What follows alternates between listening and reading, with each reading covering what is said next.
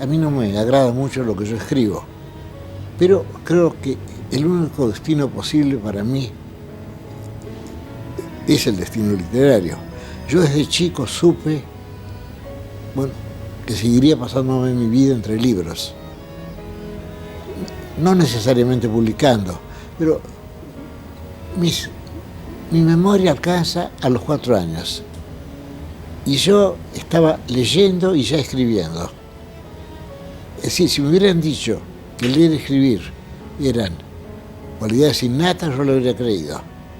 Eso quiere decir que me habrán enseñado a leer y escribir entre los 3 y los 4 años. Y ahora pienso, bueno, ese destino, que alguna vez me pareció pobre, es que no lo es. Desde luego, si yo tuviera vista, quizás yo no saldría de esta casa. Leería tantos libros que me rodean y que me quedan tan lejos, sin embargo, ya que no puedo leerlos.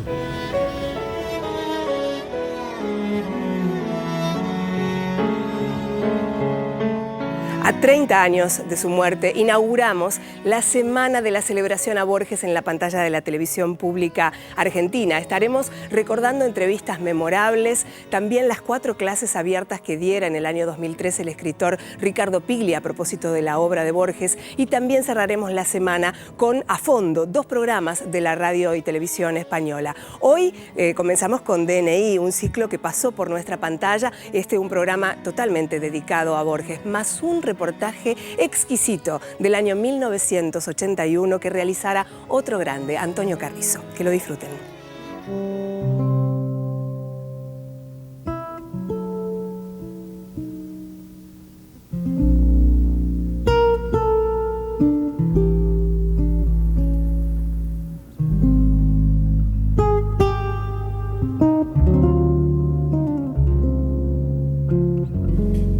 Que mi amistad con Borges procede de una primera conversación ocurrida en 1931 o 32 en el trayecto entre San Isidro y Buenos Aires.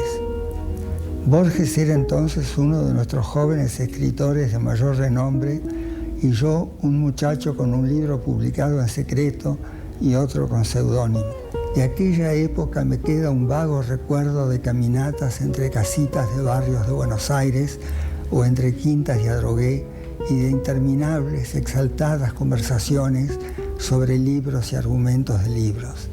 En 1935 o 36 fuimos a pasar una semana en una estancia en Pardo, con el propósito de escribir en colaboración un folleto comercial, aparentemente científico, sobre los méritos de un alimento más o menos búlgaro. Hacía frío. La casa estaba en ruinas, no salíamos del comedor, en cuya chimenea crepitaban ramas de eucaliptos. Aquel folleto significó para mí un valioso aprendizaje.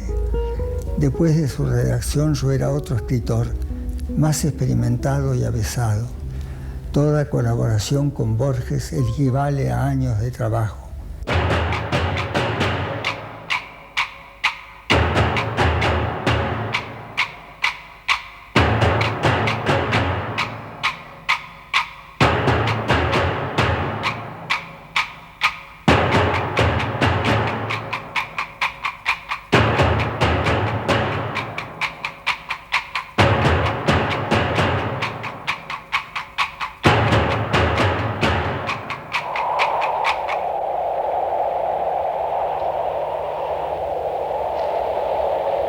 Bueno, uno es el Borges personal. Yo creo que en este momento es el que está hablando con ustedes. Y el otro es el Borges público, un personaje que me desagrada mucho, al cual suelen hacer los reportajes, suele aparecer en el cinematógrafo. Yo no tengo nada que ver con ese Borges, yo no tengo nada que ver con el Borges oficial. Vivía en San Pedro y en mi adolescencia, cuando uno lee todo. Por otra parte, cayeron en mis manos los libros de Borges.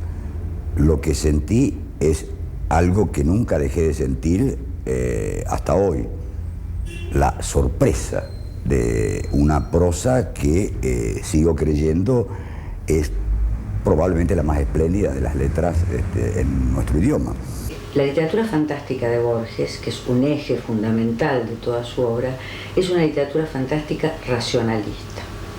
Borges es aquel que piensa que el valor estético de un texto está en la perfecta armadura formal. Y el color amarillo me ha acompañado a lo largo de mi vida.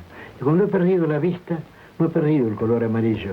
Actualmente es el único color que veo. Y por eso lo titulé a un libro mío, El oro de los tigres, refiriéndome precisamente a aquel primer color que me llamó la atención, el oro de los tigres de Palermo, y el último color que veo ahora, que es el color amarillo. Mis amigos me regalan corbatas amarillas porque saben que puedo verlas. Y eso parece que tiene algún sentido, ya que el amarillo es el color de la aurora y viene a ser el color de la puesta del sol también. De modo que ese color va a ser también el color de mi vida, el color del principio y el color del fin.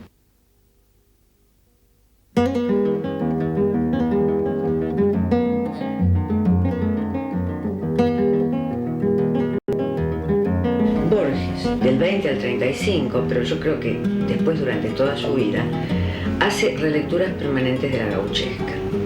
Y rastrea, descubre, inventa de qué modo la gauchesca puede ser reescrita o clausurada en la literatura argentina. Yo fui muy amigo del caudillo Nicolás Paredes, de Palermo, que, estamos hablando entre amigos, debía 2 muertes, según creo. Y uno de sus guardaespaldas, el entonces famoso y ahora olvidado, Juan Muraña. Muraña fue el cuchillero más famoso del barrio, de la Tierra del Fuego. El nombre de él es un lindo nombre por un poema, Muraña.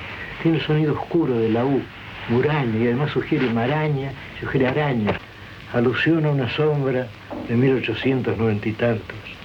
Nada, solo el cuchillo de Muraña. Solo en la tarde gris la historia trunca. No sé por qué en las tardes me acompaña ese asesino que no he visto nunca. Palermo era más bajo, era amarillo, paredón de la cárcel dominaba Raval y Barrial. Por esa brava región anduvo el sórdido cuchillo. El cuchillo, la cara se ha borrado, y aquel mercenario cuyo austero oficio era el coraje, no ha quedado más que una sombra y un fulgor de acero. Que el tiempo que los mármoles empaña salve este firme nombre, Juan Muraña. Andan diciendo por San Telmo, y a lo mejor son mentiras, que por estos andurriales hay uno que tiene fama de cuchillero y de malo.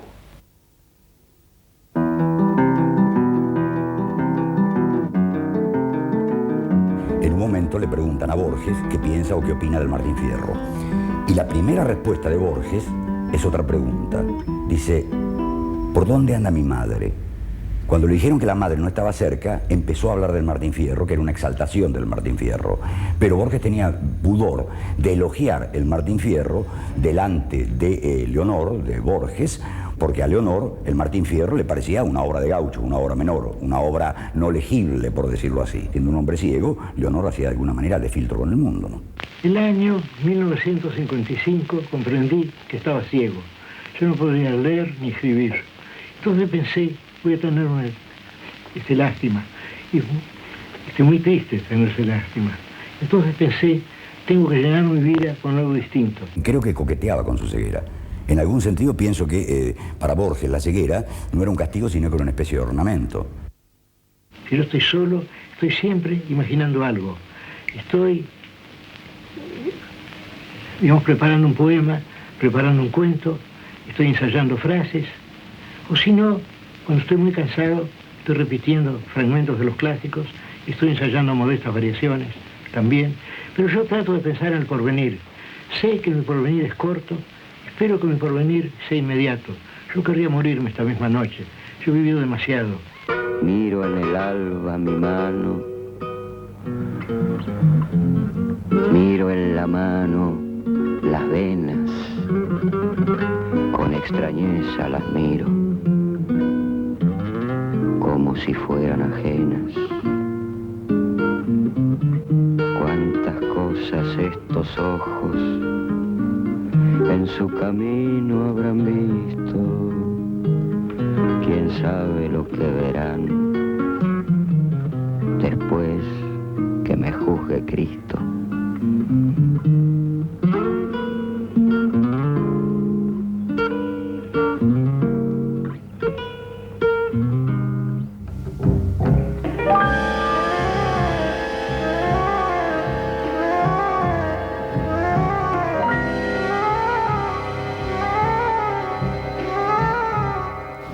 en un poema mío no hay nadie en los espejos. Y mi casa está llena de libros, pero de libros que no tienen letras. No puedo descifrarlos. Sin embargo, siento la presencia de esos libros como una amistad. Siento la gravitación de esos libros. Y sigo comprando libros que nunca leeré y que posiblemente nunca podrán leerme. Yo me siento acompañado por ellos. Estoy acostumbrado a los libros. Pero lo siento como una presencia mágica, como una presencia tutelar. Por lo demás, el mismo Borges dice entre sus primeros relatos, no quieren ser psicológicos.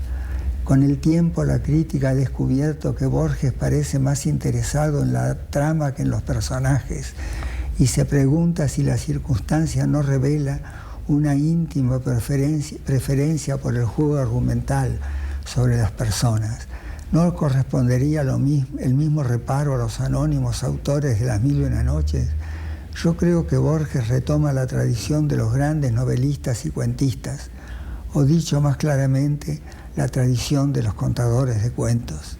Si un libro les aburre, déjenlo. No lo lean porque es famoso, no lean un libro porque es moderno, no lo lean porque es antiguo. Si un libro es tedioso para ustedes, déjenlo. Aunque ese libro sea El Paraíso Perdido, para mí no es tedioso, o El Quijote, que para mí tampoco es tedioso. Pero si el libro es tedioso para ustedes, no lo lean. Ese libro no ha sido escrito para ustedes.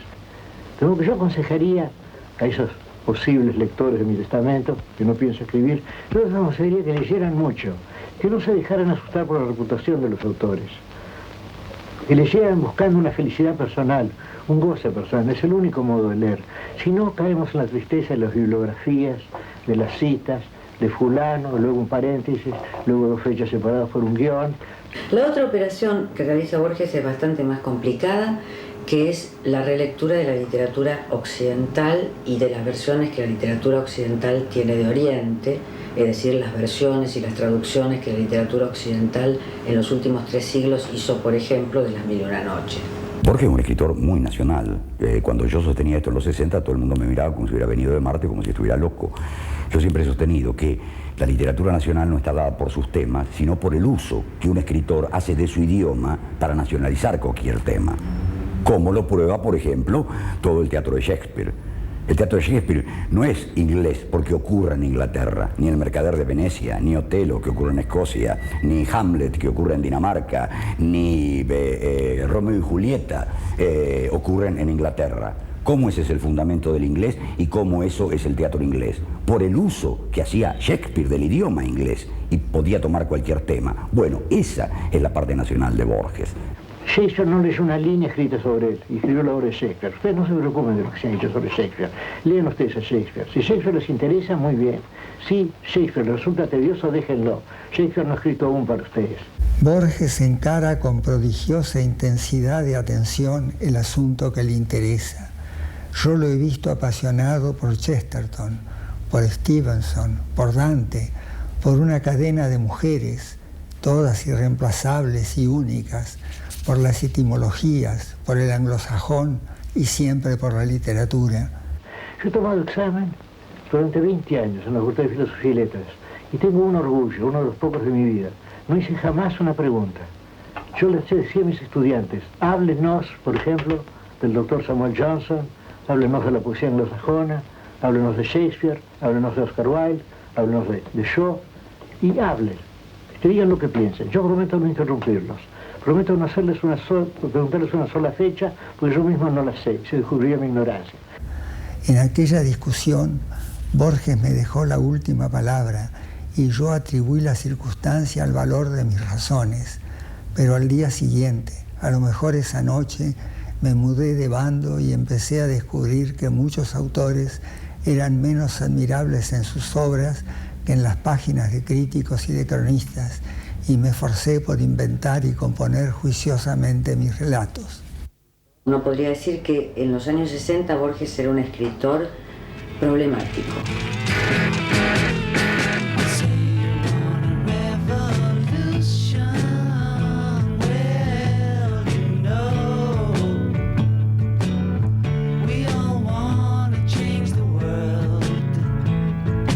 La lectura de Borges, sin duda, para toda nuestra generación, era una lectura también ideológica o política.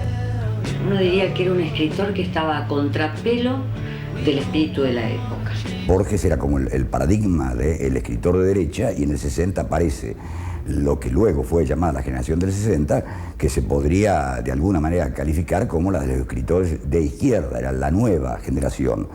Borges, como buen vanguardista, no respondió nunca a este requerimiento, no solamente porque no era un hombre de izquierda, esto es obvio, sino porque Borges tuvo siempre el reflejo de vanguardista, no aparecer nunca donde se lo busca, no responder nunca a la pregunta que se le hace. Lo que era difícil de aceptar, y lo que aún hoy me resulta difícil de aceptar, no son las opiniones políticas de Borges, sino son ciertas opiniones que podríamos llamar ideológicas, o, para decirlo concretamente, que es lo que pienso, ciertas opiniones humanas.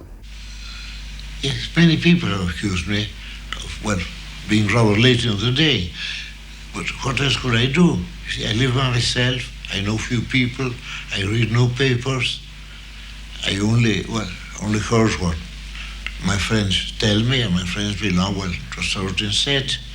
But now, of course, I know all about all that misery, all those crimes.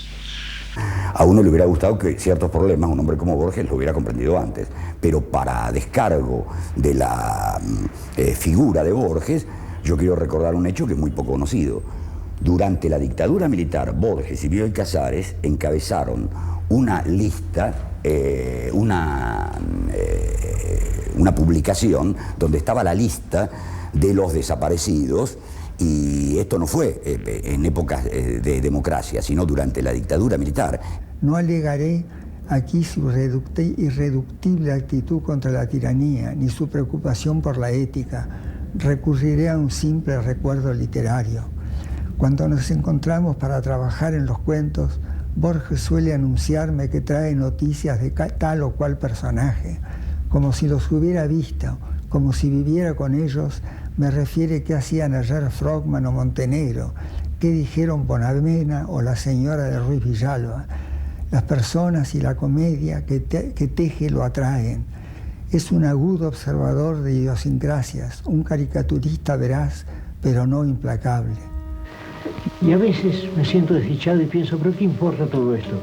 Si esto le pasa a un individuo llamado Borges, que vivió en Sudamérica, en el siglo XX, hace ya tanto tiempo, ¿qué importa si fue desdichado o si fue feliz?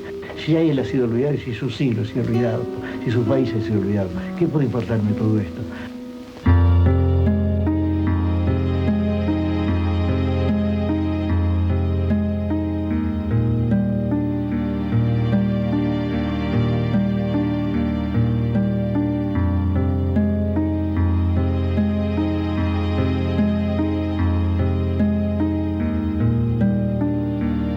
Proyectamos un cuento policial.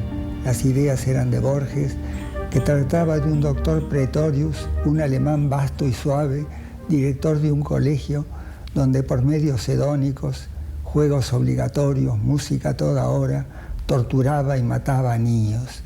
Este argumento, nunca escrito, es el punto de partida de toda la obra de Bustos Domecq y Suárez Lynch.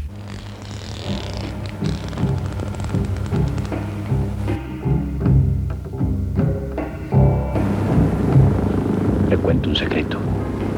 A mí me gusta jugar a los misterios. Ahora ellos están por entrar. Mejor así. Uno se cansa de esperar.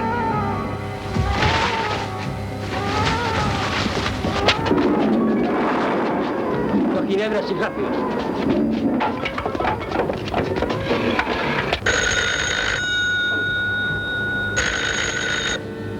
Herrera. Ya anduviste tirando tiros por ahí. Hay que eliminarlo, de cualquier modo, esta misma noche. Wenceslao N., otra noche en blanco para los dos. Mi destino es la lengua castellana. Yo trato de expresarme bien en castellano y sé que esa aventura no es imposible, ya que hay tantos nombres ilustres que muestran que es posible expresarse. No diré perfectamente porque ningún idioma permite una expresión posible, pero sí permite expresarse bien. Siempre el idioma es un sistema artificial que no tiene nada que ver con la realidad.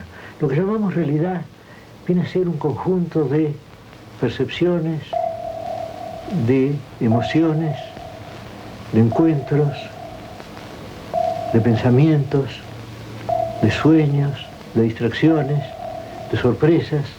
Eso es la realidad.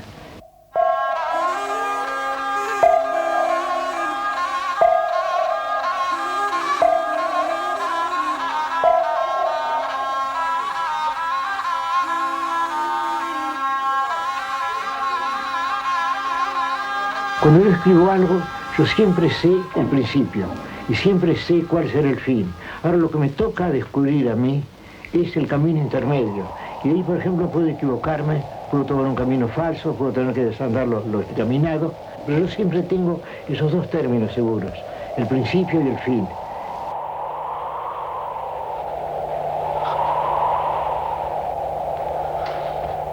Hay un cuento mío, titulado, creo, El jardín de senderos que se bifurcan, en el cual se habla de un laberinto perdido. Yo la idea de un laberinto perdido es algo mágico, porque un laberinto es un lugar al cual uno se pierde en un lugar que se pierde. No que la idea de un laberinto que se pierde debe ser doblemente mágica. Bueno, pues bien, en ese cuento el laberinto perdido es una obra que se va bifurcando, se va multiplicando en diversas direcciones.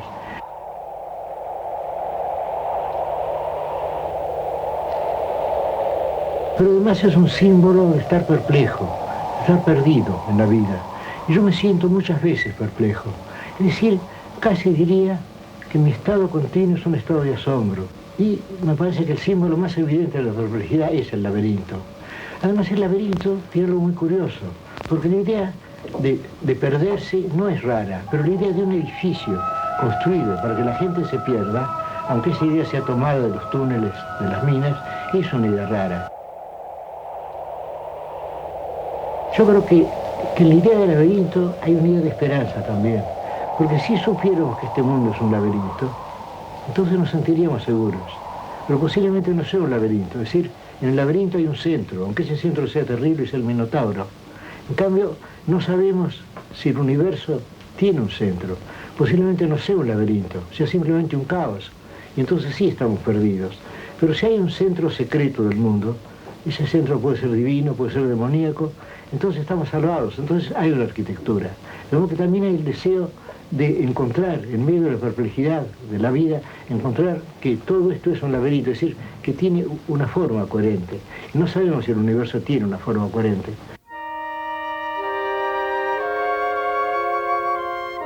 Solo una cosa no hay, es el olvido. Dios que salva el metal, salva la escoria, y cifra en su profética memoria las cosas que serán y las que han sido.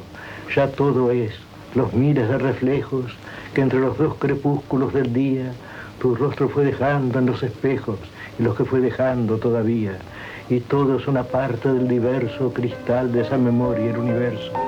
No tienen fin sus arduos corredores y las puertas se cierran a tu paso. Solo del otro lado del ocaso ves los arquetipos y esplendores.